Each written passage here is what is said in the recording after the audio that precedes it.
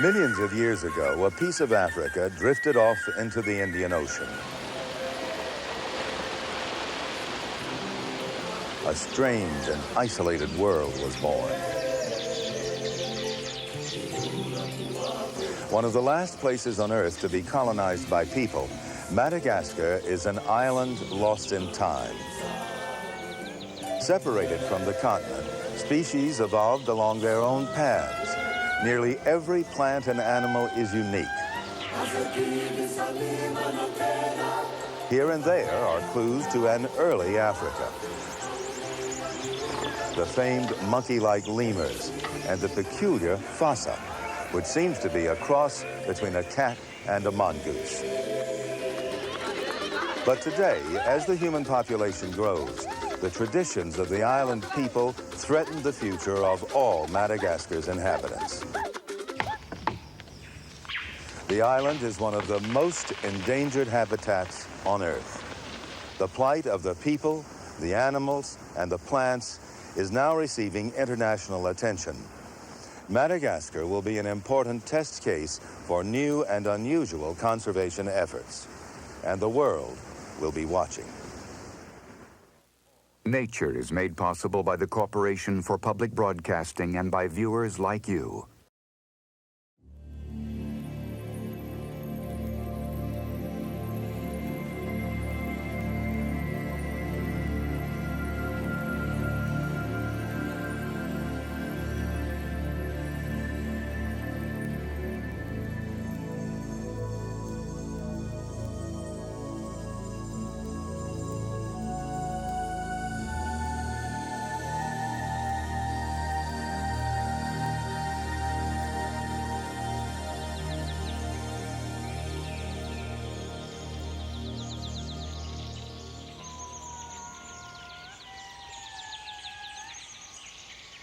Madagascar, first light, celebrated in song in a forest like no other on Earth.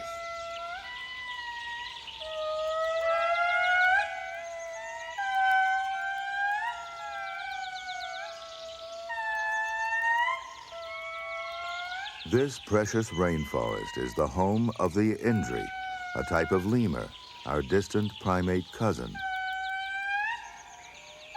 Like virtually everything else here, the indri is unique to Madagascar. 90% of its animal species and 80% of its plants are found nowhere else. Lemur means ghost, a fitting name for these spirits of the forest. Today, lemurs are ghosts for another reason. Their populations and their forest homes are only shadows of what they once were.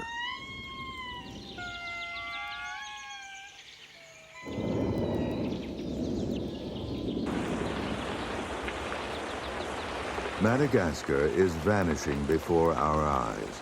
This biological treasure is being consumed from within.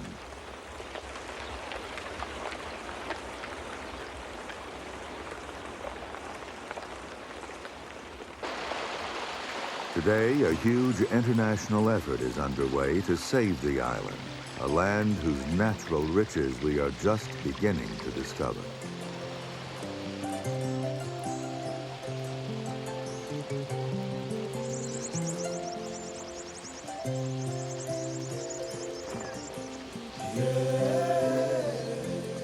Madagascar's first human settlers arrived as recently as 2,000 years ago from Indonesia and Africa. Today, their descendants, the Malagasy, are a mixture of these Asian and African cultures.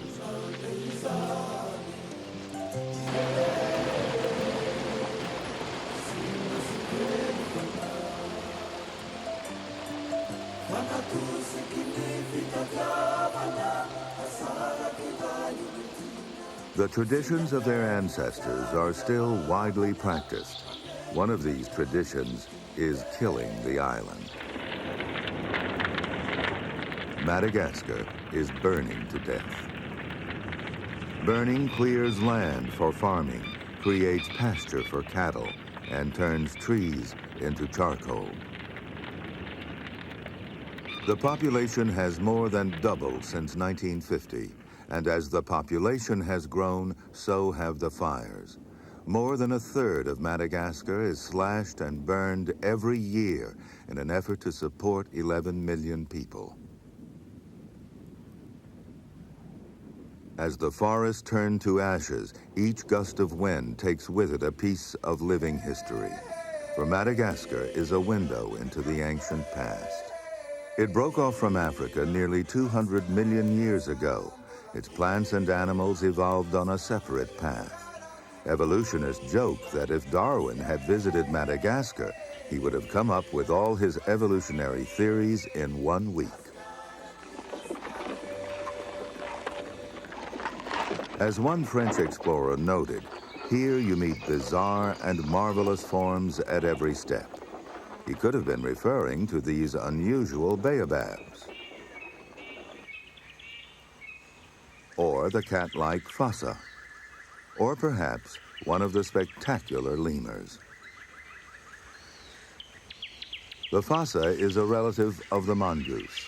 Evolving in isolation, it has become Madagascar's biggest and most powerful predator.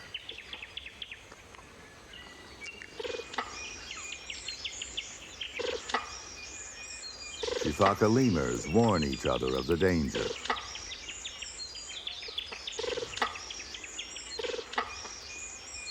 The fossa usually hunts at night under cover of darkness. In daylight, the adults are on guard, but this sifaka baby could panic and let go of its mother.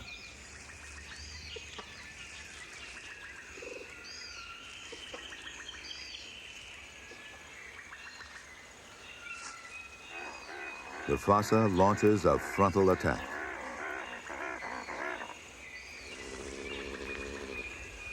Retractable claws and raised pads on its soles make it a highly successful arboreal predator.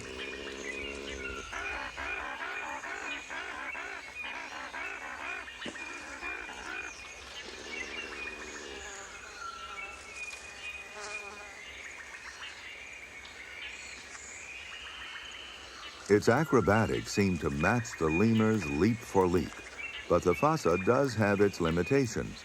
It cannot climb a tree trunk wider than the stretch between its two front paws.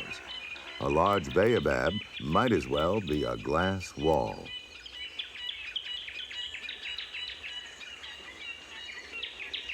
The sifaka family is safe.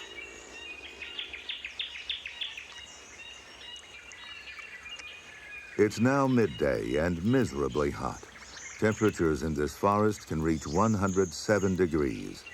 In the cool of the night, the fossa will try again. At dusk, another member of the mongoose family hunts on the forest floor, the baki-baki. The Malagasy giant cockroach, 4 inches long, will provide a substantial meal.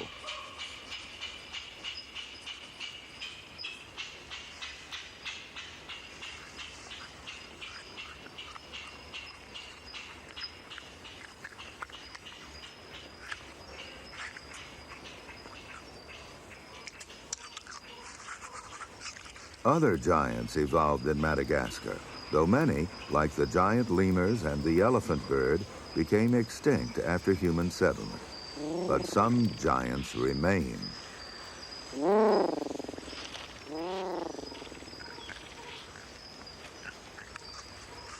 The Malagasy giant jumping rat is the size of a rabbit and one of the 10 rodent species unique to this island.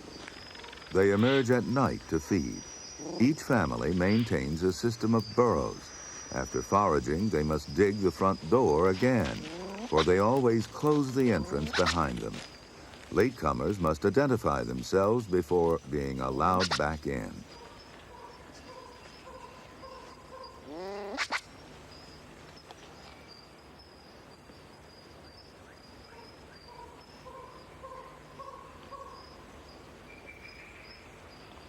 Dawn, the start of another blazing hot day in the dry forest of the West.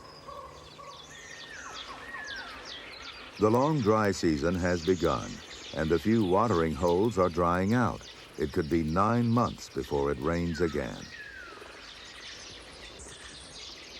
Baobab trees store water in their spongy, bottle-shaped trunks. Dependent on the surface water, the birds have to make the best of a dwindling supply. Many of Madagascar's birds, like this sparrowhawk, are descendants of immigrants from Africa, but they've evolved on a separate path from their African relatives. The Malagasy harrier hawk is much more colorful than its African cousin.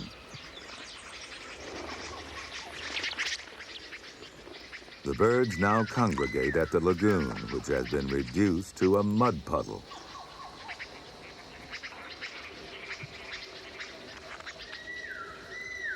Most of the water that remains is below the surface.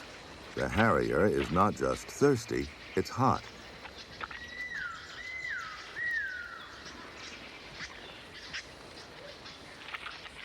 Beneath the top layer, the mud is cool. The harrier applies a cold compress to a vein close to its skin, lowering its body temperature. Not only does Madagascar offer exotic bird watching, but it's been called a herpetologist's paradise. More than 90% of its reptiles live only here and seem remarkably unafraid of people. As an added bonus, all the snakes are non-venomous. The snake's bright red color, as if dipped in blood, inspired the name given to it by the Malagasy, Fandrafiali, which means pierces its victims. They believe it kills its prey by falling rigidly from the trees, impaling its unsuspecting victims below.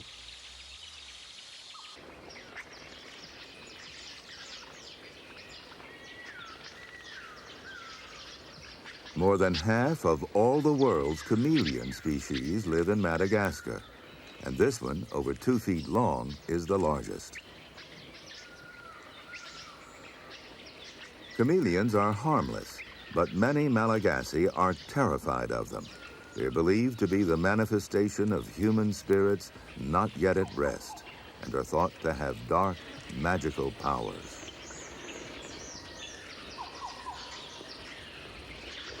According to one old saying, the chameleon's independently swiveling eyes enable it to keep one eye on the past, one eye on the future. But the future for the chameleon and for all the wildlife of Madagascar is seriously threatened. Forests are disappearing at a terrifying rate, not by the chainsaws of international commerce, but by the axes of poor and desperate people. A staggering 85% of Madagascar's forests have been destroyed. The assault continues.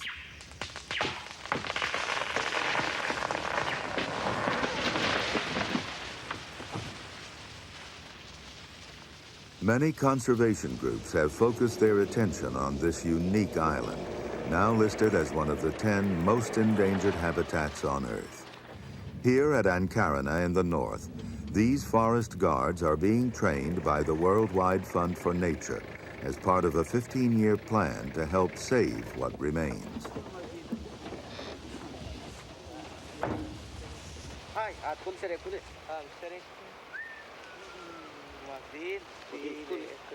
Patrols help protect the forest from illegal cutting and burning, but this is only a partial solution, a temporary band-aid on an enormous problem. The people of Madagascar will still need fuel. They will still need land to grow their crops. The guards know the tree poachers will be back when the wood is dry. They have had some success in stopping the destruction, but as a result, they face growing hostility from local villagers. If we simply try to enforce the law, as has been done at the Ankarana, the guards lose the respect to the local people, and the local people get hostile.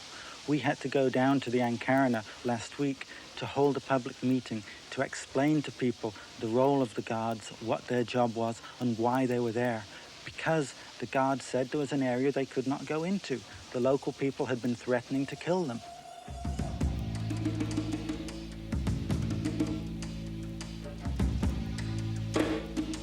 Some regions have natural protection, like the Ankarana Massif. Brittle spears of limestone stand guard around a secret world that few have seen. Worn by the action of thousands of years of tropical rains, the rocks are as sharp as knives. 400 feet high, they form a seemingly impenetrable fortress.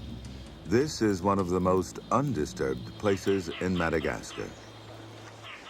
Inside these walls lie pockets of forest. Crowned lemurs find refuge here, enjoying a drink at pools that spring from underground rivers. They need large quantities of water to dilute the toxins in their leafy diet. These rare lemurs are found only in one small corner of the country. They are some of the last crowned lemurs in Madagascar.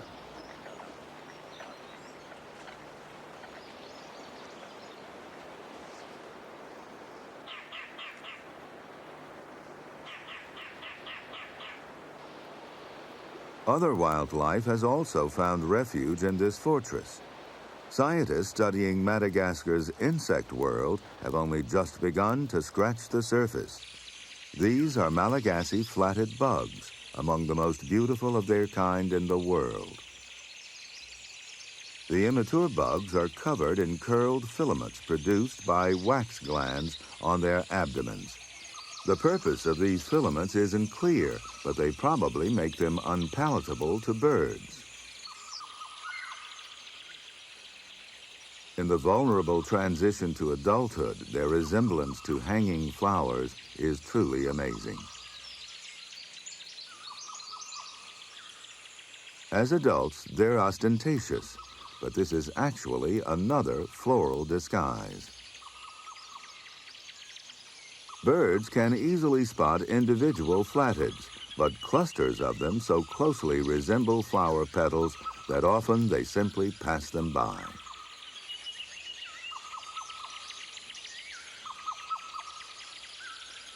On the forest floor, a vivid chestnut-colored mongoose hunts for just about anything: insects, eggs, worms, and young birds.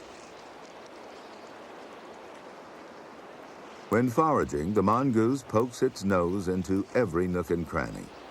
Thanks to their broad diet, they are still fairly common.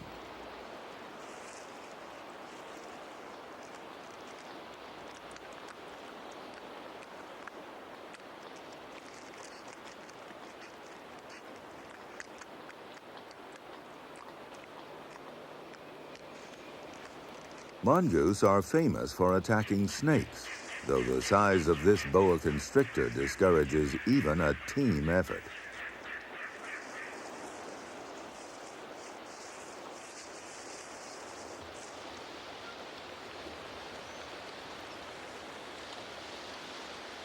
Barely visible in the fold of a tree, a nocturnal lepi lemur rests outside its sleeping hole. The Malagasy have many myths about these wide-eyed inhabitants of the treetops. To them, lemurs are their ancestors from the forests. As they sit motionless in the trees, these rare Sanford's lemurs seem to stare with curiosity, not fear, at human onlookers.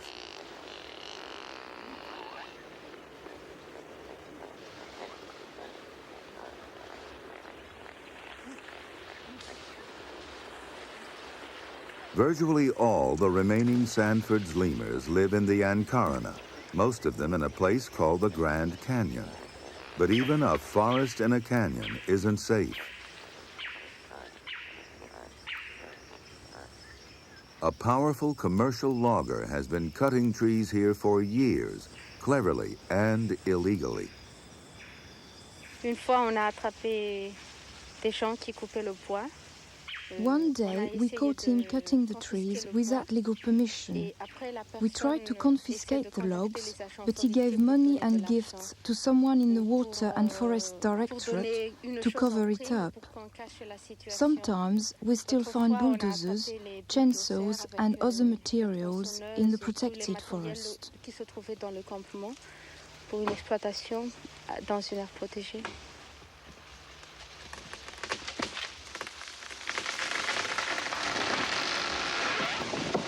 Secretly hiring village labor, George Karma and his business consortium have reaped rich and ill-gotten rewards.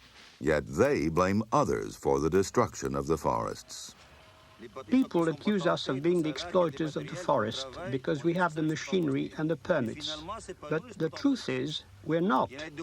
Doctors, vets, soldiers, anybody. They all cut the forest and they do it without any permits. Every time there is a problem, they blame us, but it's really the black market. We wish we could tell the authorities that. Then there would be no problem and we could continue working. The wealthy rape the forest for profit only.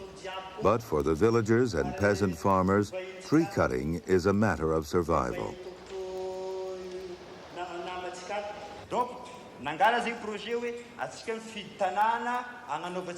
These village elders are hearing about an agricultural aid program. The aim is to persuade them not to cut the forest and to safeguard their long-term futures. The villagers would be sympathetic to the appeal if they had a choice.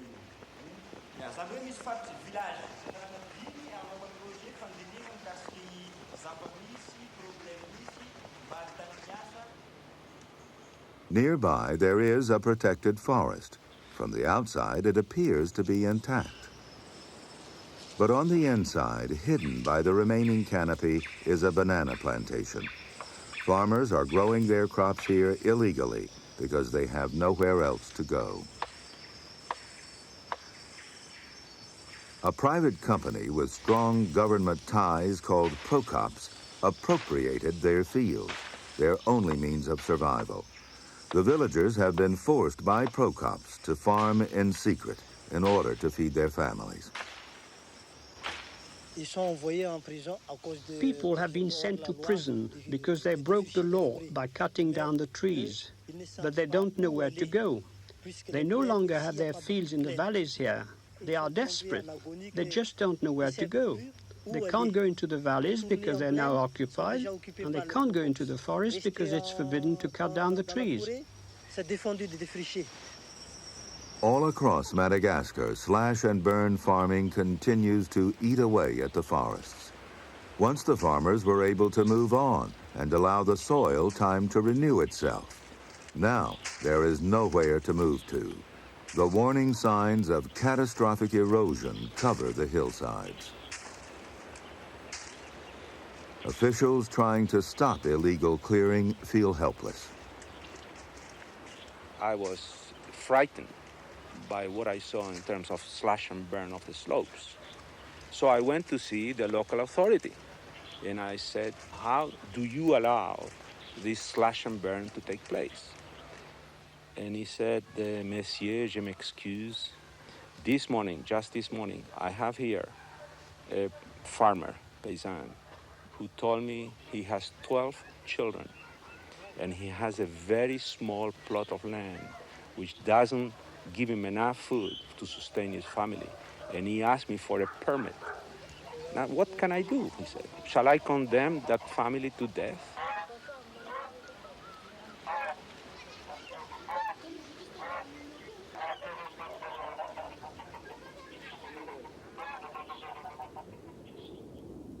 The result of this assault on the earth is awesome.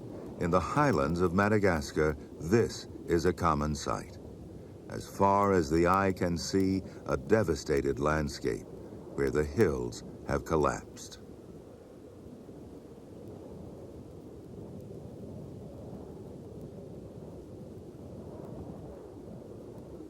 Eventually, the hillsides will become a sterile moonscape.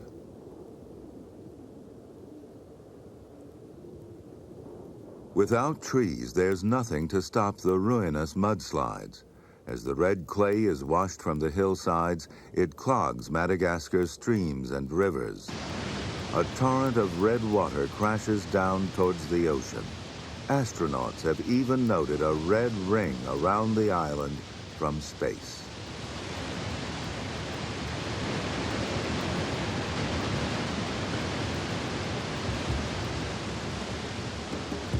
The Betsiboka, the island's largest river, is like a severed artery. Madagascar is bleeding to death.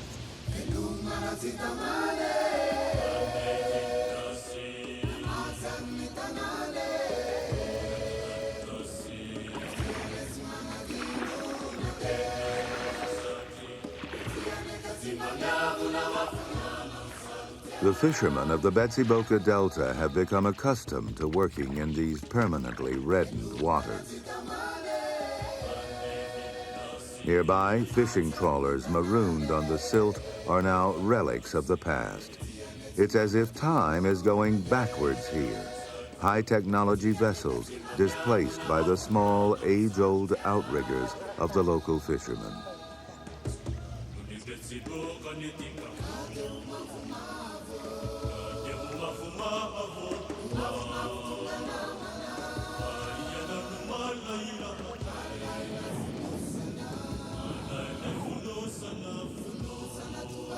The Malagasy do not seem to be alarmed by all the evidence of the ecological disaster around them. It's not complacency, it's more a belief in the power of fate, and above all, a belief in the power of ancestors.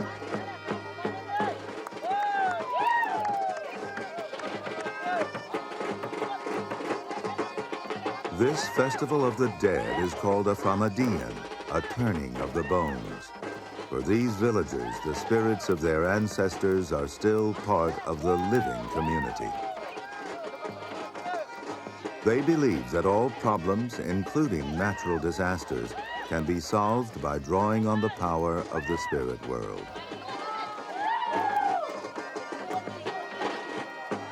Exhuming bodies is a way of pacifying the dead, in the belief that they, in turn, will protect the living.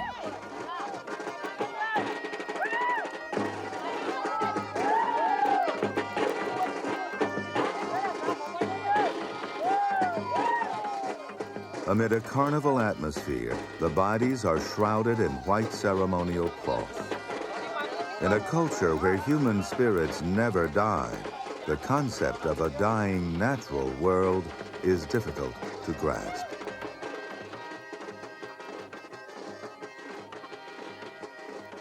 The remaining fragments of forest are also full of spirits. Some of the lemurs are protected because of their spiritual power. Others, however, like cockerel's sifaka, are hunted for food.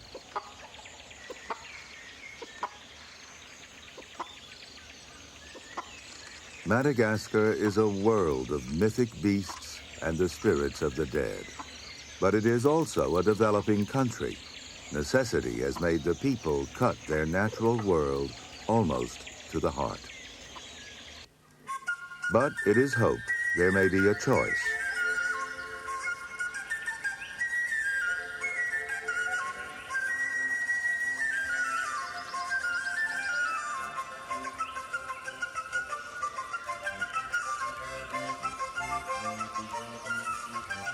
Music in the cool dawn plays through the strangest forest on earth, a forest that is completely without shade. Here the trees are clad with tiny leaves and large cactus-like thorns. In southern Madagascar, these dideria trees have adapted over millions of years to a climate with little or no rain. Once their thorns protected them against thirsty prehistoric animals, but they seem to pose no threat to the Burro's sifaka.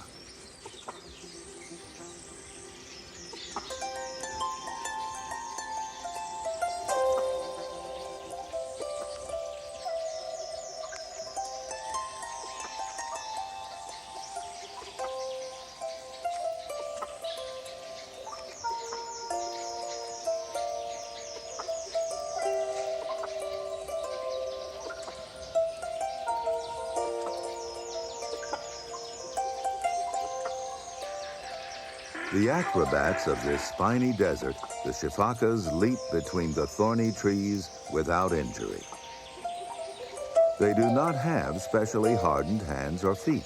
Apparently, their jumps are just so finely judged that they take the thorns literally in their stride.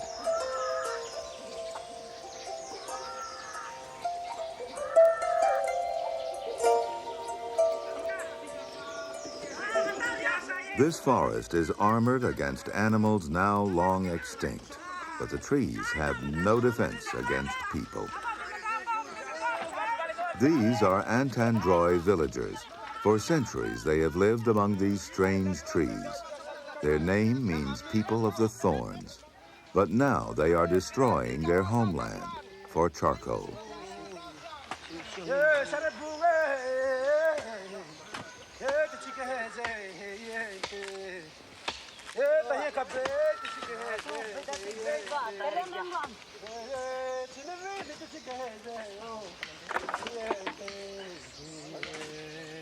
Shallow pits are dug to burn one of the most ancient woodlands in the world. Throughout Madagascar, there is a desperate need for fuel, and most of that fuel is wood.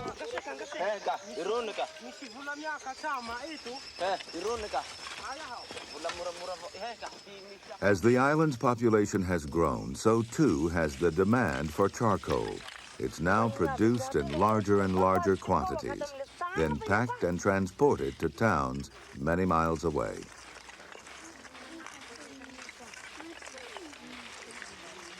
And the villagers here still believe that the forest will always keep them from starvation.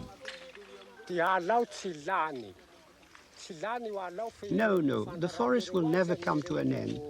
Yet the government want us to move from this forest because they say that nobody has ever made charcoal here before. But without the charcoal, there is nothing else we can do to make our living. Our lives will be impossible, and our wives and children will starve.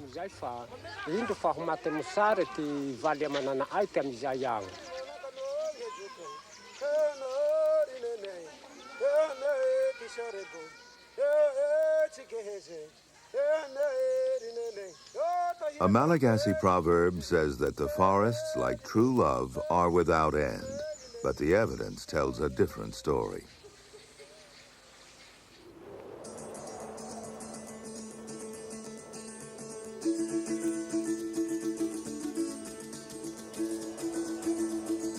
Deeper into the forest is another Antandroy village called Hazafuts. This village is far from main roads, and exporting charcoal is impractical.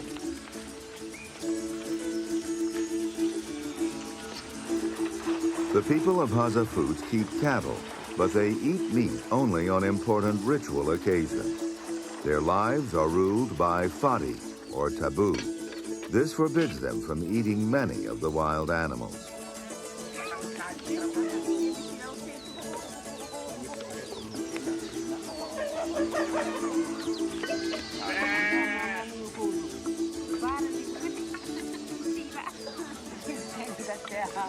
Their diet is mainly vegetables, sweet potatoes, manioc, and maize.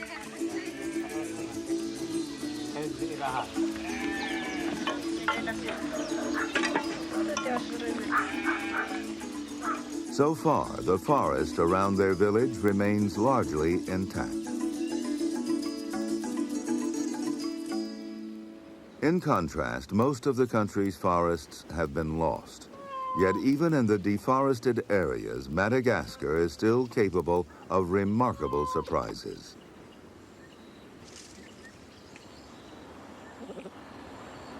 One of the rarest lemurs lives in a small patch of northern forest, the golden crown sifaka.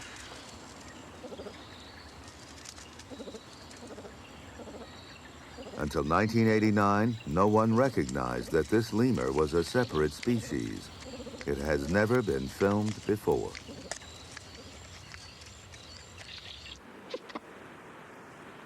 These ragged lines of trees are vital pathways connecting the patches inhabited by the golden crown sifaka. But even these pathways are being cut down.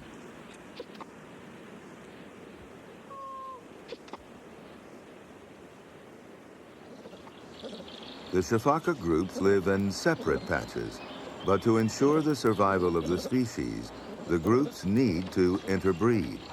They must be able to travel between their woodland oases.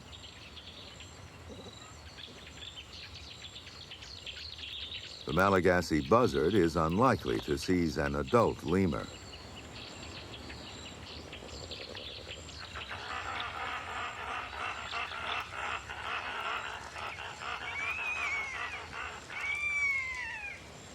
But the sifaka are afraid of all hunters in the sky, and they won't run the gauntlet without the cover of trees.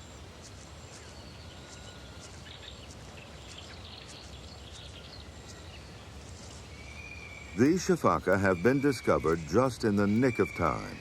These forests were due to be cut down for charcoal. Now, they're likely to be protected by law. Today, the world recognizes the plight of Madagascar's unique animals, and extinctions are not inevitable.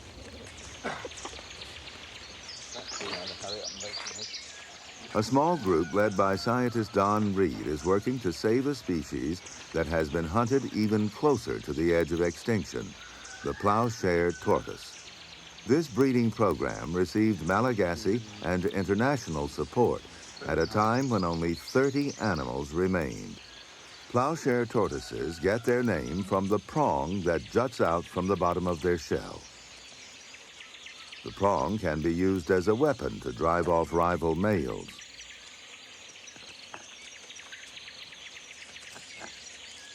If ordinary pushing and bullying don't work, the prong can be used to turn the opponent on his back.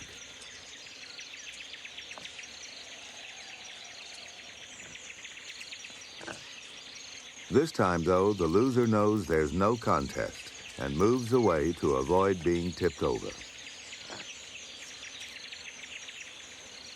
The victor turns his attention to the female. Now the prong has a different purpose.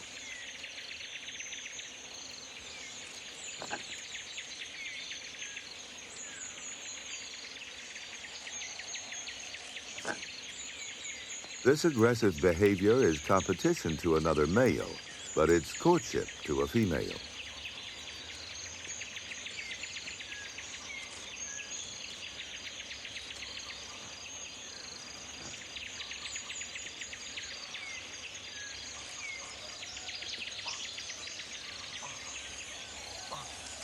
The male uses his tail, which has a groove along it, to inseminate the female. That's the end of his parental duties.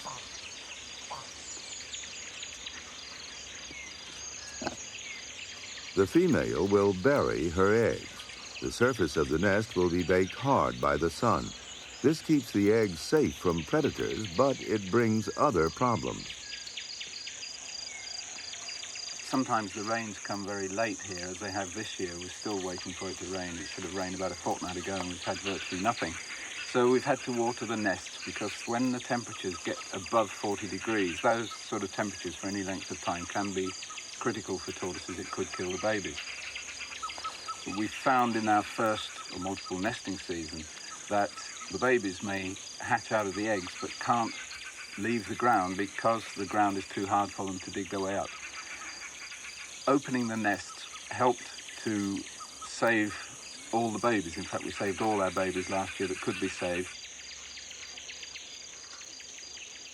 After just 4 years' work, this project has doubled the world population of plowshare tortoises. If they can be released safely into the wild, it will have been one successful skirmish in a long war.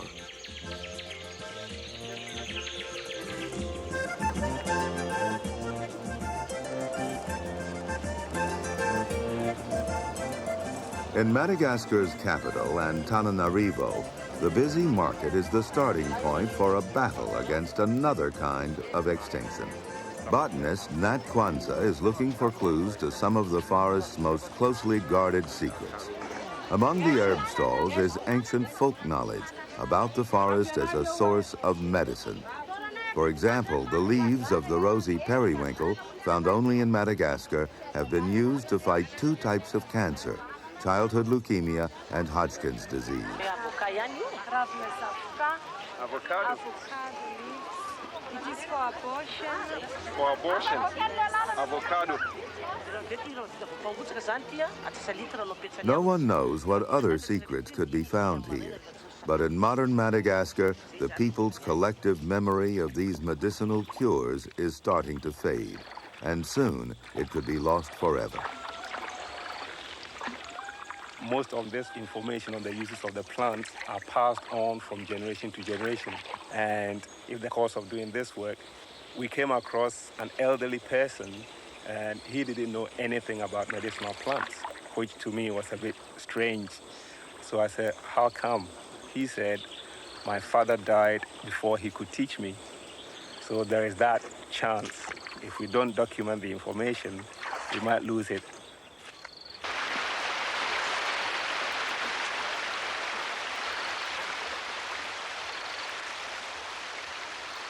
To record this information before it's lost, Nat Kwanzaa and his students have to travel to an isolated mountain in the north of the island.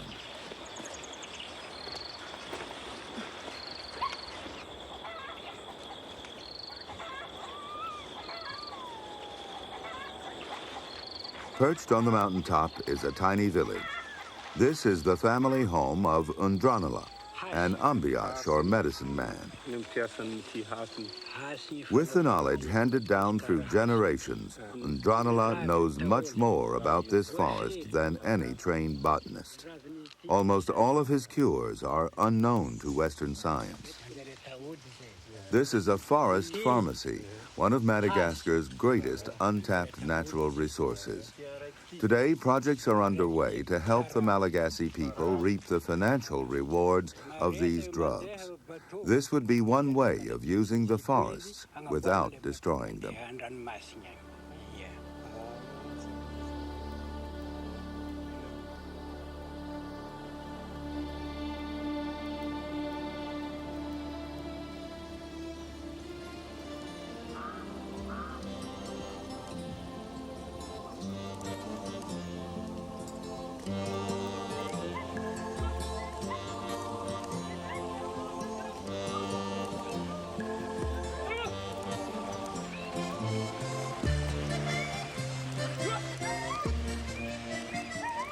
Here in the rice fields, Madagascar is attempting to respond to the challenge of feeding its 11 million people.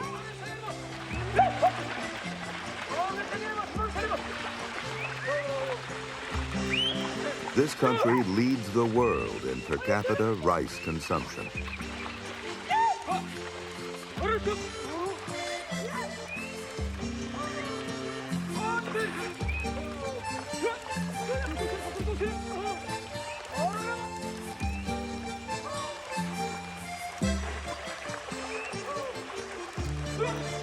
But age-old methods of planting and harvesting no longer meet the country's needs. Yields are far below their potential.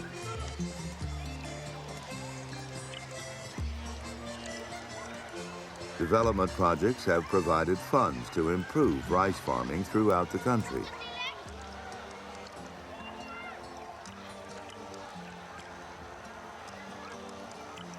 In many places, they've been a great success. But here in the Northeast, the project has been a disaster.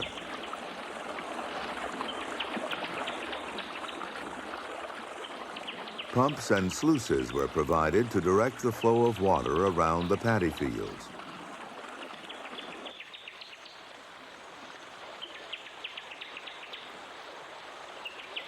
The machinery, expensive to buy and difficult to repair, was constantly breaking down.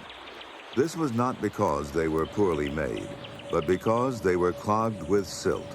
Silt from the erosion of nearby deforested areas.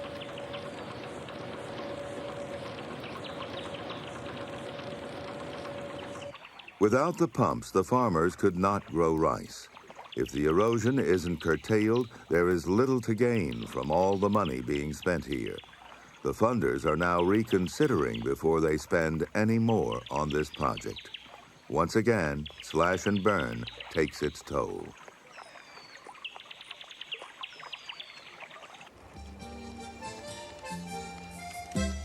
Forced by its desperate poverty, Madagascar must look for any potential solutions to its problems. One possibility lies in the island's vast, untapped mineral wealth. But its exploitation will affect the lives of many Malagasy, some more drastically than others. These are the fishing grounds of the Antanouche, or the people of the island. The lakes are not only a source of food for them, everything under the surface is the realm of ancestors. But their waterways and the nearby forest have a new leaseholder, QIT, a subsidiary of the giant mining company Rio Tinto Zinc. This corner of southeast Madagascar is rich in ilmenite, the mineral sand used in the production of titanium. Serge Lachapelle, the mine's director in Madagascar, notes that the project will change the lives of the Antanouche. Well, they're surely going to be affected because this project will probably create about 5 to 600 direct jobs. Mining will provide hundreds of new jobs, but many of these will be given to trained personnel brought in from towns and cities, not to local villagers. Yet Madagascar could make a great deal of money from this mine.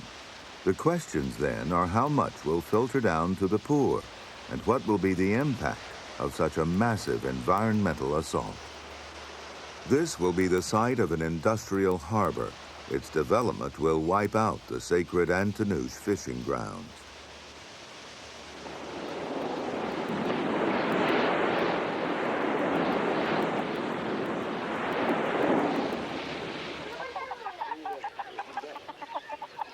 Yards away stands the village of Ivatri.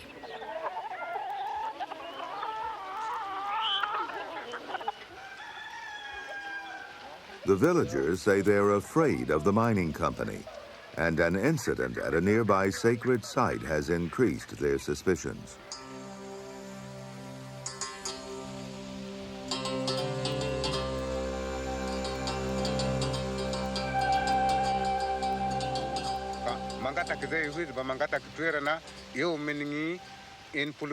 We found some people at these tombs and we asked them, "What are you doing here?"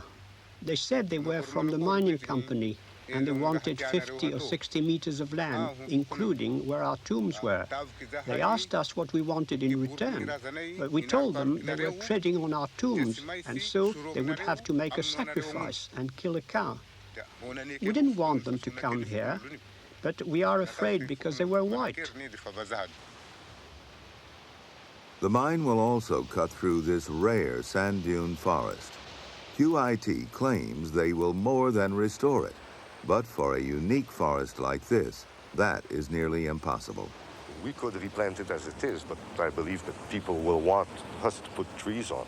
The shape of the forest will probably change a little bit. But after 5 to 10 years, from here, it will look basically the way it looks now.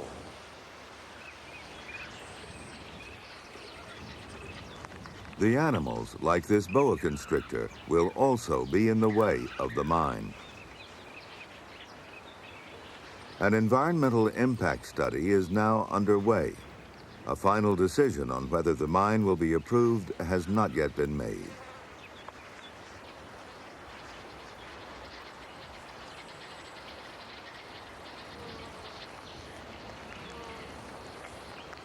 The forest is home to a rich variety of wildlife.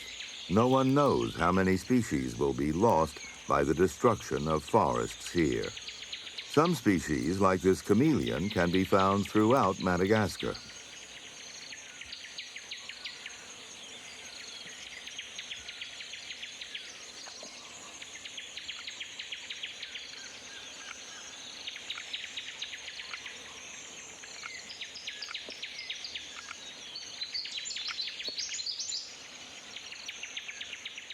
But other species, like this carnivorous pitcher plant, are found only here in the southeast of the island.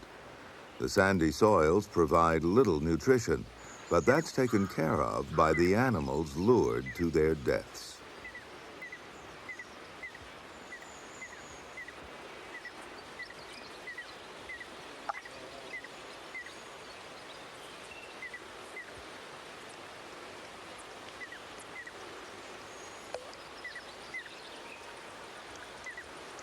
Loss of forest must be weighed against financial gain. It won't be an easy decision. The potential profit from the mine is so vast, it could reduce or even wipe out Madagascar's annual trade deficit. A key investor, the World Bank, says its support depends on the results of the environmental report. We know that the project is economically feasible. We still don't know what are going to be the environmental costs. Now, suppose the Malagasy government would decide that despite the cost, it would wish to go ahead with the project. The international community may attach a higher cost than the Malagasy government or the Malagasy people to the environmental impact. What will be the situation then? Will the international community be prepared to compensate the Malagasy government for the loss of revenue? The international community is trying to help. The lemur's haunting cries may be answered. Conservation groups like the World Wildlife Fund and Conservation International are now using one of the latest funding techniques, debt for nature. They buy part of Madagascar's international debt at a discount. In return, Madagascar is required to spend the full value of the debt on conservation. Roderick Mast of Conservation International is very hopeful about the possibilities. The beauty of the debt for nature swap, of course, is that seemingly everyone wins in this scenario. The conservation organization wins because it can turn a dollar's worth of donation into $2 worth of conservation action on the ground, and the government wins as well, because not only is it able to support conservation and get the good public relations value of a move like that, but it's also able to reduce its debt burden.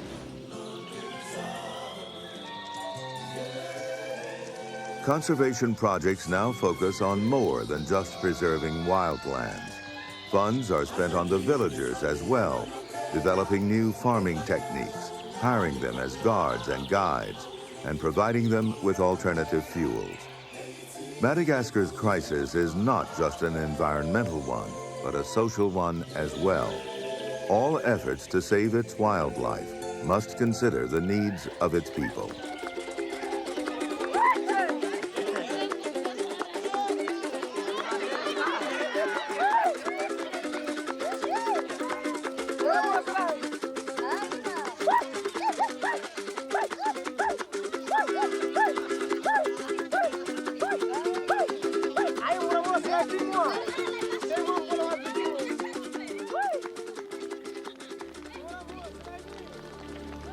An old Malagasy legend tells of a great fire that swept through the island's central forests 1,000 years ago.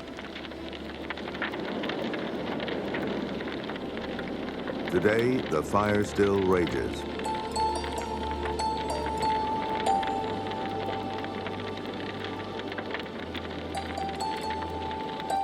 To the Malagasy, burning means survival, but now the burning has to stop. And that is the crux of the problem.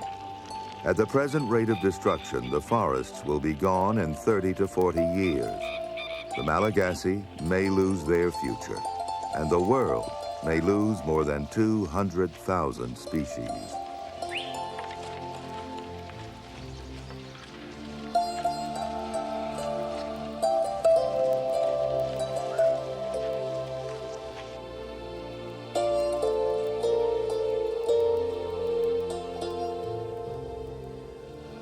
On this eroded landscape, villagers struggle to feed their families, and the problem is only getting worse. The population is growing at one of the fastest rates in the world. Half the people are under the age of 14, and family income is only $200 a year and falling. Madagascar's only hope lies in its people, a people who have always looked to their ancestors for guidance. But now they must change, and, like the chameleon, keep one eye on the past and one eye on the future.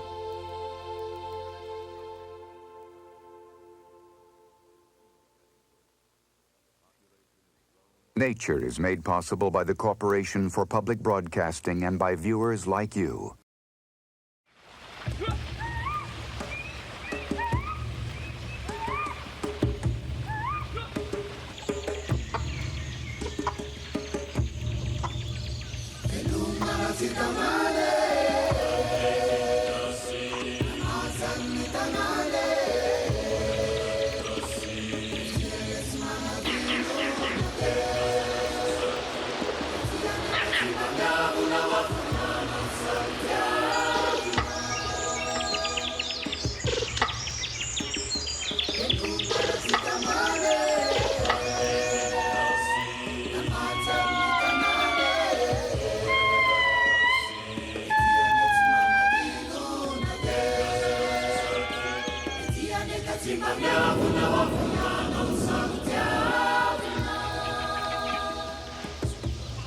Sigo kanyutika.